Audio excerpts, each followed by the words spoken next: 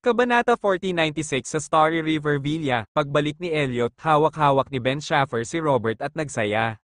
Si Elliot ay labis na nasigla, ang aking anak ay pamilyar sa'yo. Madalas akong pumupunta sa kanya, syempre kilala niya ako. Nakita ni Ben Schaffer na bumalik si Elliot na mag-isa, kaya nagtanong siya, nasaan si Avery? Pinadalhan ako ni Gwen ng regalo, umupo si Elliot sa sofa, sabi, pumunta si Avery kay Tammy. May sinabi ba sa'yo si June? Hindi, nag-away na naman silang dalawa. Ito ay tungkol sa pangalan ng bata, nagmamadali yata sila, hindi pa ipinapanganak ang baby. Hindi pa huli ang lahat para mag-away pagkatapos ng panganganak. Lumapit si Mrs. Cooper at binuhat si Robert, ibinigay ni Elliot ang sertipiko ng kasal kay Ginang. Cooper, kunin mo ito at ilagay sa drawer ng aking silid-aralan. Kinuha ni Mrs. Cooper ang marriage certificate at dinala si Robert sa study room. Inilagay ni Ben Schaffer ang regalo, hiniling sa kanya ni Gwen na ibalik si Avery at ilagay ito sa kamay ni Elliot, buksan mo at tingnan mo. Ano ang makikita? Inilagay ni Elliot ang kahon sa mesa. Ang halaga ng regalong ito ay isang buwang sweldo ni Gwen. Pinaikit ni Ben Schaffer ang kanyang fox eyes, sinabi ni Gwen na ang taong pinasasalamatan niya ay si Avery, kaya binili niya ang regalong ito at hiniling sa akin na ibalik ito. Mabait siya, iniulat, nang marinig iyon, kinuha ni Elliot ang kahon at binuksan ito may kwintas sa loob, hindi dapat mahal ang presyo, pero dapat ang style ang paborito ni Avery. Isinara ni Elliot ang kahon at inilagay sa mesa sabi ni Ben Schaffer, hindi mo pa nakikilala si Gwen, di ba? Ibang-iba na siya ngayon, sa tingin ko ay maaari mong subukang makilala siya. Sumulyap si Elliot sa kanya, you like her, gusto ka rin niya, wala akong problema. Ben Schaffer, Elliot, aling mata ang nakikita mo na gusto ko siya? Elliot, pagpasok ko pa lang sa pinto, sinimulan mo na siyang banggitin. Kung ayaw mo sa kanya, huwag mo nang sabihin sa harap ko.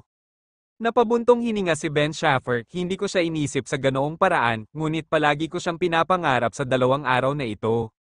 Sa tingin mo ba may mali sa akin? Nakaramdam ako ng takot sa sarili ko. Nang marinig ang sinabi ni Ben, agad na lumayo si Elliot sa kanya, ayaw mo bang lumapit ako? Agad namang itinanggi ni Ben Schaffer, gano'n na ba ako kababa? Kung magdesisyon akong habulin siya, ako mismo ang gagawa. Good luck, nakikita na ni Elliot na interesado siya kay Gwen dahil sa kanyang mga mata at tono, halatang halata ang performance. Sabi ni Ben, matanda na ako, at dahil kapatid mo siya, hindi ako naglalakas loob na manggulo. Bago ako makasiguradong mapapanagot ko siya, hindi ako magpapadalos-dalos. Sabi ni Elliot, kung lagi mong iniisip na kapatid ko siya. Isa puso mo, natatakot ako na hindi mo siya hahabulin sa buhay mo. Kung gusto mo siyang habulin, hindi kita tatawanan. Bahagyang namula si Ben Schaffer, tatawanan ba ako ni Avery? Elliot, pagbalik niya, tanungin mo siya, Ben, kalimutan mo na. Casual na tanong ko, it's not unreasonable na single ka ngayon. Hindi mo hinahabol ang babaeng gusto mo, hinihintay mo ba ang Diyos na ayusin ang isang handa na asawa para sa'yo? Kinuha ni Elliot ang baso ng tubig at humigop, Ben, hindi ba ngayon ka lang nakakuha ng lisensya at tinapos mo na ang buhay single mo? Tungkol naman sa pangungutya sa akin, kung gusto kong magpakasal, ilang minuto lang, Elliot, kung gayon, kumuha ka ng isa ngayon, Ben, tulog na tayo ulit, kung gusto ni Ben Schaffer na gawin ito, matagal na niya itong ginawa. Pagkaalis ni Ben Schaffer, kinuha ni Elliot ang kahon sa mesa at naglakad patungo sa master bedroom. Pamilya Lynch, ang talagayan ng pag-iisip ni Tammy ay katulad ng karaniwan niyang hitsura, masarap din ang gana niya. Kabanata 4097 pagkarating ni Avery, binalatan niya ng kahit 1 kilong pistachio at kinain ito. Avery, Tammy, huwag kang kumain, kahit na hindi ka magagalit kung kumain ka ng masyadong maraming mga mani, ang iyong tiyan ay hindi komportable. Oh, sinabi sa akin ng aking ina na kumain ng higit pang mga mani at sinabi na ito ay magpapalusog sa utak para sa bata. Pinunasan ni Tammy ang kanyang mga kamay gamit ang basang tuwalya. Sabi ni Avery, dapat nasa katamtaman ng masustansyang pagkain. Kung hindi, hindi ito matutunaw ng katawan at magkakaroon ito ng kabaligtaran na epekto. Napaisip si Tammy, parang relasyon ng 2 tao. Masyadong maganda pero hindi maganda, kasi kapag nag-away kami, mas matindi kaysa sa ordinaryong tao. Kamusta na kayo at siya? Maingat na sabi ni Avery. Walang komunikasyon, huminahon ka muna, hintayin natin na maipanganak ang bata. Mapait nang umiti si Tammy, baka magkakaroon na ng bagong mamahalin at anak si June.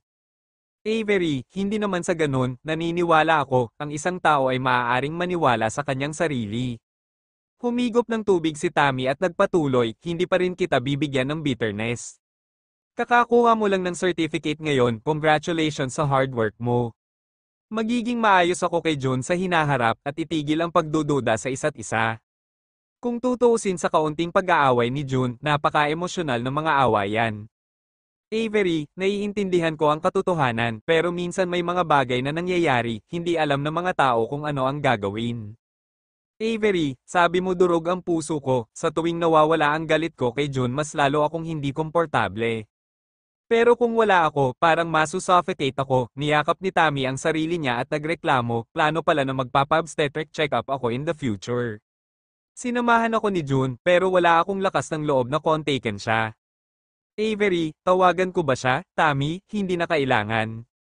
Aayusin natin ang usapin sa pagitan ko at niya, ginawa ko ang pinakamasama. Kahit anong mangyari, may baby pa rin ako sa tiyan ko.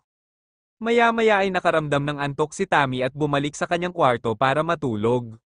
Nang aalis na si Avery, hinawakan ni Mary ang kanyang kamay at nanalangin, Avery, tawagan mo si June. Gustuhin man ni June na makahanap ng bagong mamahalin o hiwalayan si Tammy, maghihintay siya hanggang sa matapos manganak si Tammy. Pag-usapan natin ang bata, kung mag-iingay man siya ngayon, siguradong masasaktan si Tammy. Avery, sige tita, tatawagan ko siya mamaya, habang pabalik tinawagan ni Avery si June. Mabilis na sinagot ni June ang telepono, June, inaalagaan mo na ba ang nanay mo sa ospital? Tanong ni Avery, hindi, nagpapahinga ako ngayon sa bahay. Matapos sampilan ni June si Tammy, ang mga fingerprint sa mukha nito ay hindi na niya makita kung sino man. Kaya't maaari na lamang siyang manatili sa bahay at maghintay na gumaling ang pinsala. Avery, kanina ko lang pinuntahan si Tammy, hiniling sa akin ni Auntie na sabihin sa iyo na kung gusto mong makipaghiwalay o makahanap ng bagong kasintahan, maghintay hanggang sa manganak si Tammy ng isang bata. Natahimik sandali si June, medyo nanlamig si Avery, gusto mo ba talagang hiwalayan si Tammy? Kung palagi kang sinasampal ni Kuya Elliot, gusto mo pa ba siyang tumira? Tanong ni June, natahimik si Avery, yung sinabi mo kanina, gagawin ko. Huwag ka nang magsabi ng iba. Sige, June, nakita ko ang circle of friends ni Brother Elliot. Congratulations sa pagkuha ng certificate. Medyo nagulat si Avery, kasama ka ba sa circle of friends? Oo, pumunta at tingnan, sobrang sweet, tumawa ng mahina si June. Pagkababa ng telepono, binuksan ni Avery ang Moments, and sure enough, nakita niya ang dynamic ni Elliot, nag-like siya, nagbabalak na magkomento, mayroon lang akong asawa, at siya ay si Elliot, ngunit sa sandaling ito, ang kanyang mga mata ay biglang nagdilim, at ang mundo ay tila biglang nagdilim, mabilis niyang ibinaba ang telepono, buti na lang at hindi siya nagmaneho, kung hindi ay delikado. Kabanata 1488 kinusot ni Avery ang kanyang kilay, saka iminulat ang kanyang mga mata at tumingin sa labas ng bintana. Pabalik-balik ang tanawin sa labas ng bintana, at kitang-kita niya ang matataas na gusali, bulaklak na kama, at ang tuloy-tuloy na daloy ng trapiko sa labas. Ito kaya ang dahilan ng hindi magandang pahinga kamakailan. Ang huling beses na nangyari ito sa kanya ay bago ang operasyon sa Yanroville. Gayunpaman, pagkatapos niyang ma-discharge sa ospital, sumailalim siya sa muling pagsusuri, at walang problema ang resulta ng muling pagsusuri. Maaaring sobrang pagod kamakailan, ngayong natanggap na rin nila ni Elliot ang sertipiko, bumagsak ang batong nakasabit sa kanyang puso, at dapat niyang ayusin ng mabuti ang kanyang kalagayan. Siguro pagkatapos ng ilang araw na pahinga, bumalik sa normal ang katawan. Mabilis na pinaandar ang sasakyan patungo sa Starry River Villa. Pag-uwi ni Avery, si Robert ay naglalaro ng mga laruan sa sala, at si Elliot ay nagpapahinga sa tanghalian. Hiniling siya ni Mrs. Cooper na bumalik sa kanyang silid upang magpahinga, ngunit hindi siya inaantok. Pumunta siya ngayon dito at may dalang regalo, isang buwan daw ang sweldo ni Gwen para bilhin ito para sa iyo. Sabi ni Mrs. Cooper, medyo maasikaso si Gwen, laking gulat ni Avery, hindi madali para kay Gwen na kumita ng kaunti. Paano ako mahihiya na gumastos ng napakaraming pera para ibili ako ng regalo? Regalo mo na lang sa kanya, handa siyang bilhan ka ng regalo dahil sa puso niya. Kapag tumanggi ka, malulungkot siya, tumawa si Mrs. Cooper. Avery, oo, Mrs. Cooper, nagdala lang siya ng mga regalo para sa iyo, hindi para sa iyong asawa. Avery, hindi pa nagkikita ang magkapatid, hindi sinabi ni Elliot na gusto niyang kilalanin ang kapatid na ito. Hindi si Gwen yung tipong mambabala, Ginang Cooper, nakikita ko. Ang sino mang gumamot sa kanya ng mabuti ay magiging mabuti rin sa kanya. Avery, well, nasaan ang regalo, Ginang Cooper, Mister, natakot si Foster na kunin ito ni Robert kaya ibinalik niya ito sa kwarto. Nang matapos magsalita si Mrs. Cooper, naglakad si Avery patungo sa kwarto. Pagpasok ni Avery sa kwarto, walang gaanong gumagalaw, ngunit binuksan ni Elliot ang kanyang mga mata. Nagising ba kita? Nagmamadaling pumunta si Avery sa kama. Hindi, umupo si Elliot at nag-aalalang nagtanong, anong oras na? Malapit na mag-alas 3, magulo ang pagdial ni Avery sa kanyang noo, nabalitaan ko na binilhan ako ni Gwen ng regalo. Bueno, ang kahon ng pulbos ay, sabi ni Elliot, tumingin si Avery sa bedside table at kinuha ang pink na box. Binuksan niya ang kahon, nakita ang kwintas sa loob, at ngumiti, mahilig siya sa mga regalo. Napakaganda ng istilong ito, paano si Tammy, iniba ni Elliot ang usapan. Umiling si Avery, hindi masyadong maganda, tinawagan ko si June, at nalungkot si June. Silang dalawa ay medyo katulad naming dalawa dati, walang gustong yumuko, at iniisip ng lahat na sila ang may kontrol.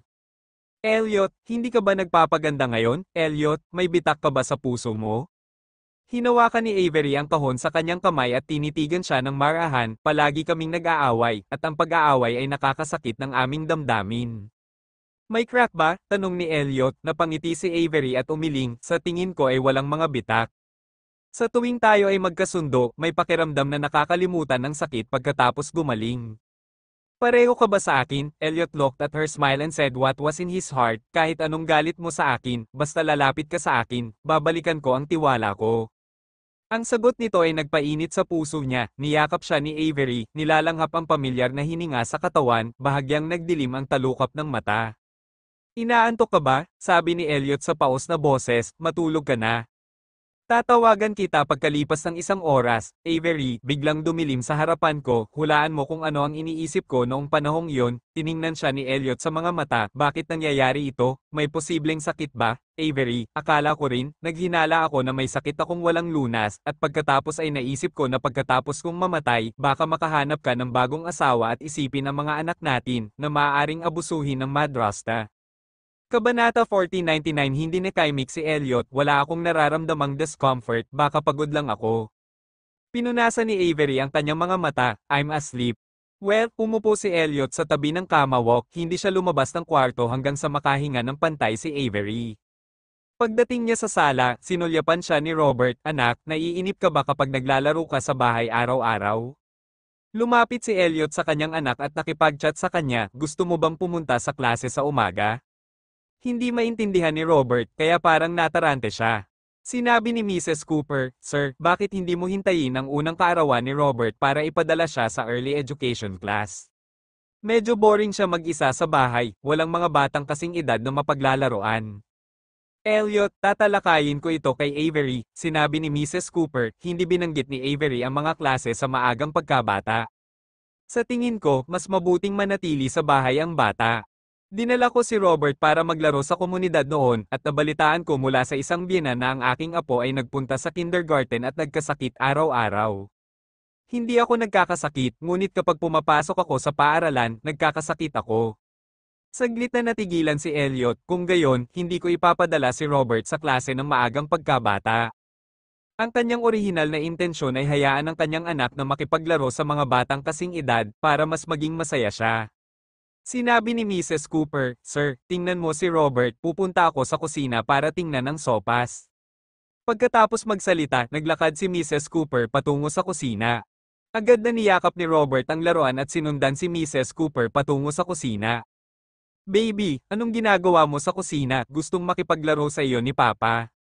Nagmamadaling hinabol siya ni Elliot at binuhat si Robert, Tay, ipapakita mo ba sa iyo ang mga larawan ng iyong mag-ina? At yung picture ng kapatid mo, ang tagal mo nang hindi nagkita ng kapatid mo, ibabalik namin siya kapag first birthday mo. Binuksan ni Elliot ang telepono, at naakit agad si Robert sa screen. Marahan niyang binuhat si Robert sa sofa at naupo, at nagsimulang tingnan ng mag-ama ang mga larawan at video sa telepono. Ang mga larawan at video sa kanyang telepono ay kinopya mula sa cloud drive, at lahat sila ay kinuha ilang buwan na ang nakalipas. Ito ang larawan mo noong ipinanganak ka, maliit lang 'di ba, may sakit ka noon, at dinala ka sa incubator noong ipinanganak ka. Tiningnan ni Elliot ang litrato ni Robert na nakatira sa incubator, bumaha sa kanyang isipan ang mga alaala ng nakaraan. Tiningnan ni Robert ang larawan sa screen na may seryosong mukha. Tiningnan ni Elliot ang seryoso niyang maliit na mukha, at hindi napigil ang halikan siya sa pisngi. Robert, buti na lang at ayos ka na. Kapag lumaki ka, dapat kang maging anak kay Tita Shay. Iniunat ni Robert ang kanyang daliri, nag-swipe siya sa screen ng kanyang mobile phone, at ang litrato ay agad na binalik sa susunod. Sino ang nagturo sa iyo na bumalat ng mga pahina? Hindi inaasahan ni Elliot na laruin ng kanyang anak ang kanyang telepono. Tinuruan ka ba ng ate mo? Nakatutok si Robert sa mga litrato sa telepono at hindi sumagot. Biglang may nag-pop up na notification message sa notification bar ng mobile phone. Hiniling ni Rebecca na idagdag ka bilang isang kaibigan. Nang makita ang salitang Rebecca, napakunot ang noo ni Elliot. Rebecca, paano niya nakuha ang kanyang Facebook ID? Ano ang hinahanap niya? Sa pag-iisip nito, tinapat niya ang impormasyon ng notification bar, nang tatanggihan na sana niya ang friend request ni Rebecca. Nakita ang verification message na ipinadala nito. Elliot, nakita ko ang anak natin ngayon. Kamukhang kamukha niya si Layla. Nasa itaas ng reject button ang daliri ni Elliot, ngunit hindi niya ito mahawakan. Biglang sumulpot sa isip niya ang munting mukha ni Layla. Gusto niyang makita kung kamukha nga ba ni Layla ang batang ito. Kabanata 1500. Sa katunayan, mas nagulat si Elliot. It stands to reason na kahit may anak na talaga sila ni Rebecca, hindi matutulad ang batang ito kay Layla. Dahil mas katulad ni Avery ang facial features ni Layla. Matapos pumayag sa friend addition request ni Rebecca, tumingin si Elliot sa screen ng kanyang telepono, naghihintay na magpadala ng litrato si Rebecca.